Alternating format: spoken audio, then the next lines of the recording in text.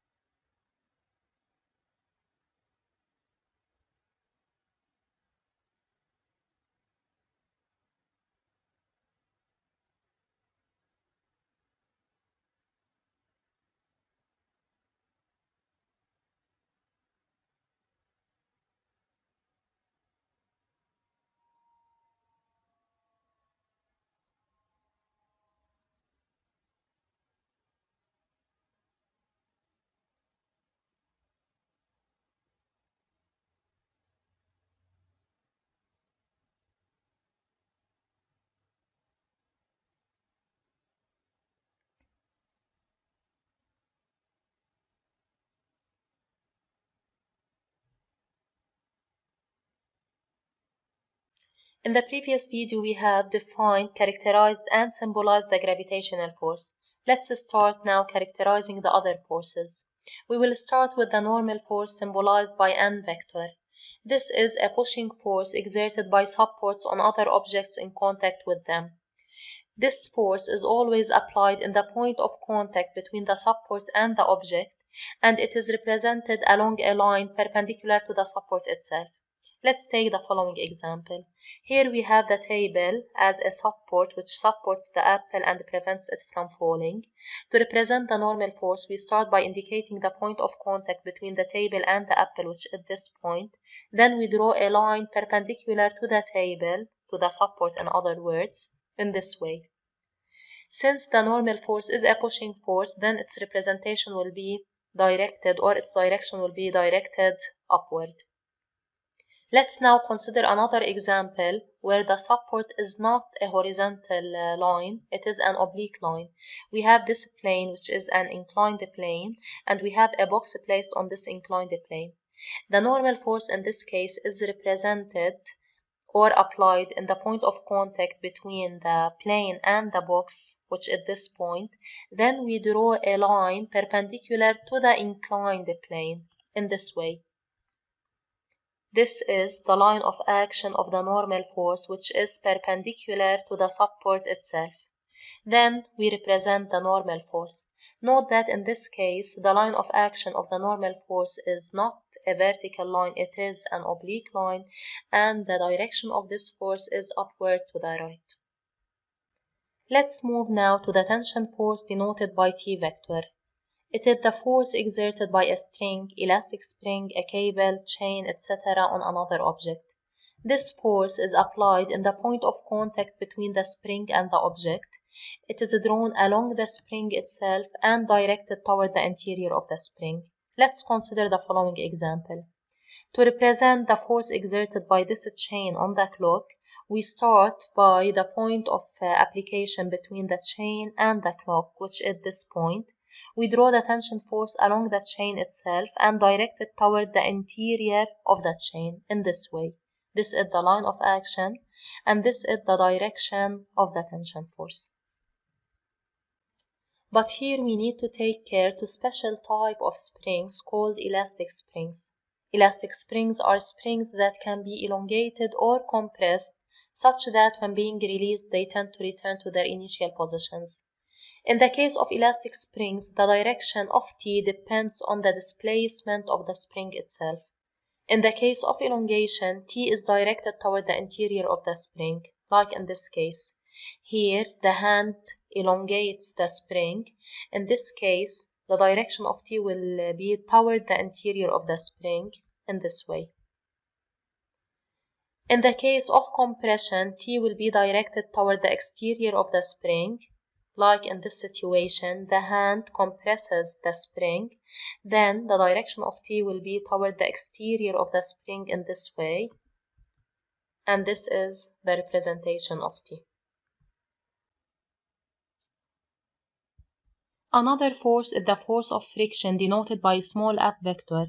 It is the force exerted by rough surfaces on moving objects or on objects that tend to move. This force is applied in the point of contact between the object and the rough surface, and the line of action of this force is along the surface itself, and it is always directed opposite to the direction of motion. Here we have a moving object on a rough surface. This is the direction of motion, and the force of friction is opposite to the direction of motion. Another example, here we have this man pulling a box on a rough inclined plane. We represent the force of friction from the center of contact between the box and the inclined plane on the surface itself, on the rough surface itself, and opposite to the direction of motion in this form. Also, we have the muscular force, which is the force applied using a part of the body like your arm or leg. This force is applied in the point of contact between the body and the object. Here we represent the muscular force exerted by the hand on the wagon. Also, here is another example on the muscular force F.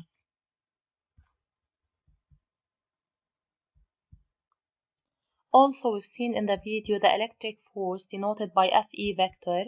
This is the attractive or repulsive force between two objects where at least one of them is charged. If you have noticed in the video the two balloons repelled each other without being in contact, then this force is applied in the center of gravity of the object denoted by G.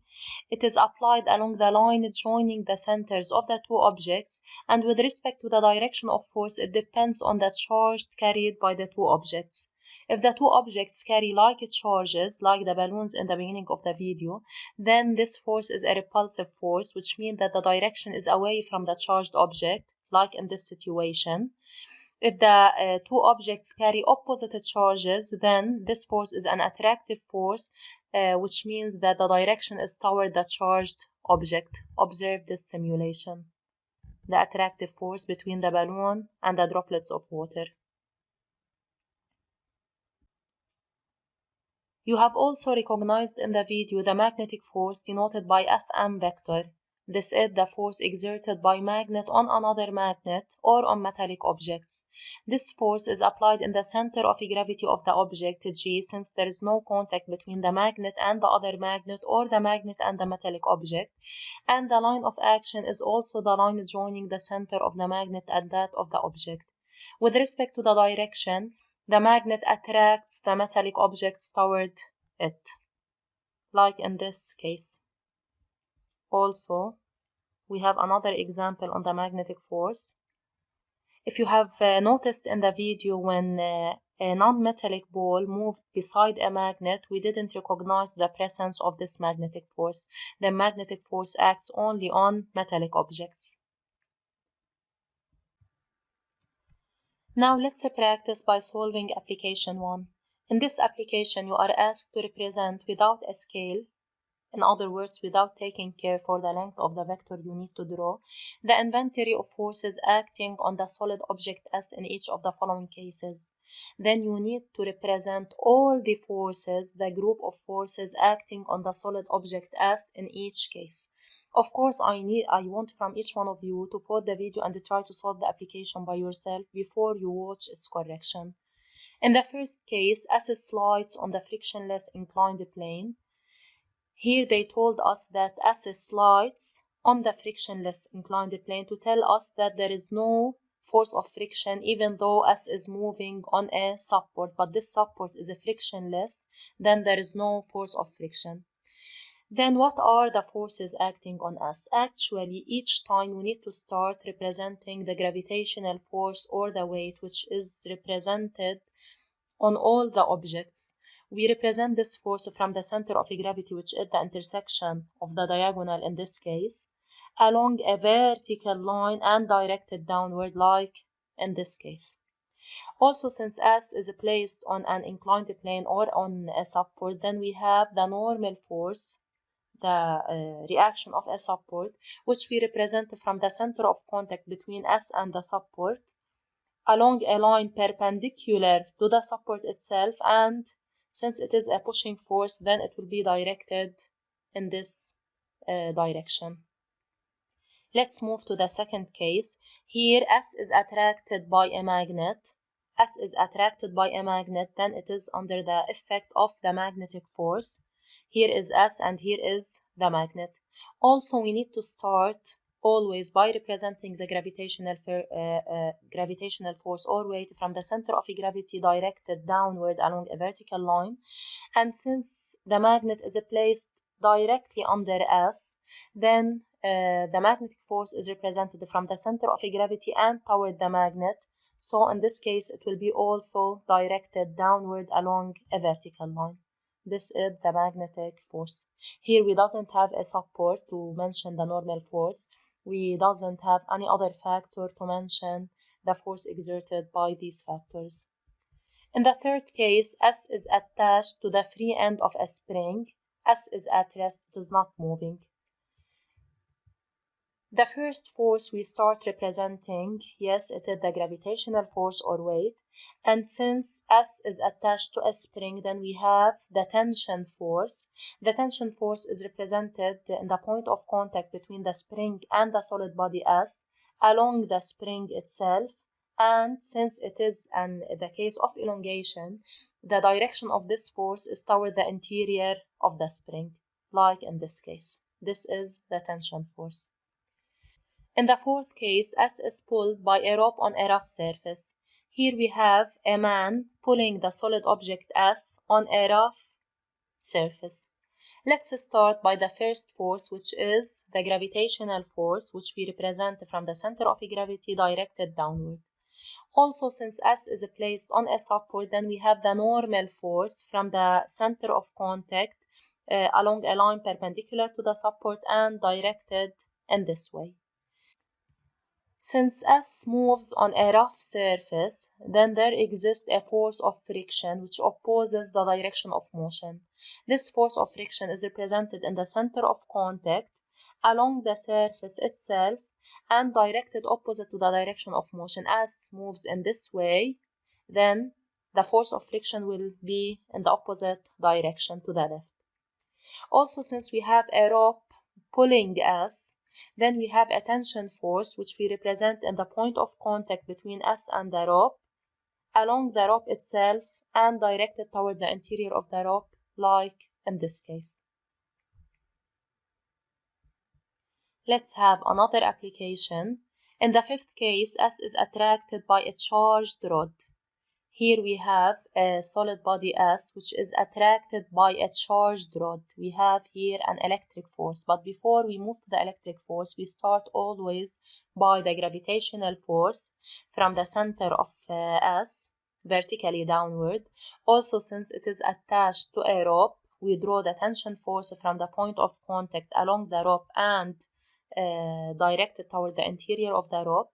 And since it is attracted by a charged rod, then we have a force of attraction between this rod and S, where we represent the electric force from the center of gravity toward the charged rod, like in this case. In the last situation, S compresses a spring and S is at rest. Here we have this solid body S, which compresses this spring. Always we start with the gravitational force or weight from the center of gravity of S directed vertically downward.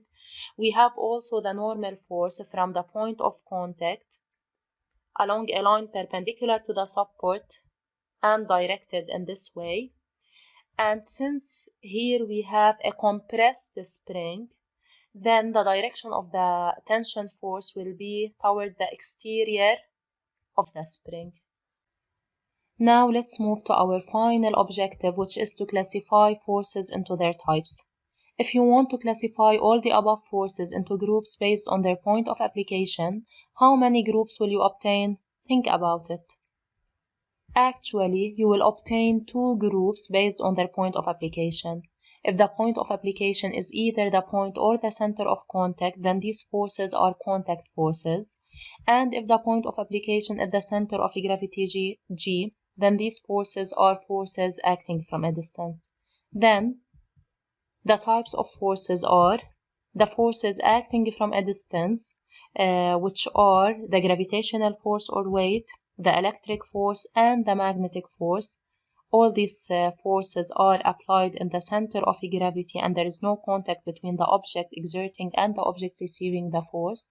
And the second type is contact forces.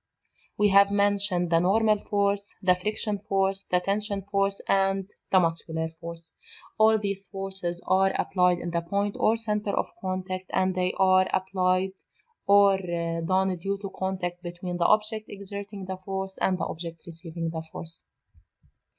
Then, in this video, we have classified a force to its type, either as a contact or acting from a distance. We have characterized some forces, and we have listed the inventory of forces acting on a body. This is the end of this part. Thanks for your attention.